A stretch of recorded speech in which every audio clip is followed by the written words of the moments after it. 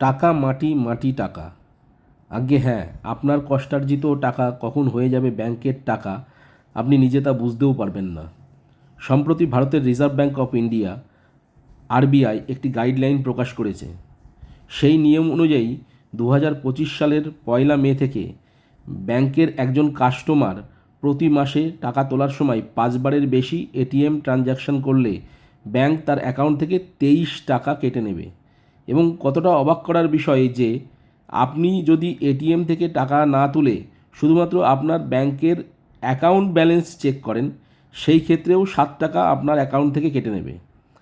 তাছাড়া আরও একটি নিয়ম করেছে, কোনো ব্যাংকের কাস্টমার যদি অন্য ব্যাংকে গিয়ে তার আগের ব্যাংকের এটিএম ব্যবহার করে, সেক্ষেত্রেও শহরে হলে 3বার এবং গ্রামের ক্ষেত্রে 5বার আপনি এটিএম ব্যবহার করতে পারবেন, কিন্তু তার বেশি হলে 19 টাকা আপনার অ্যাকাউন্ট থেকে কেটে নেবেন।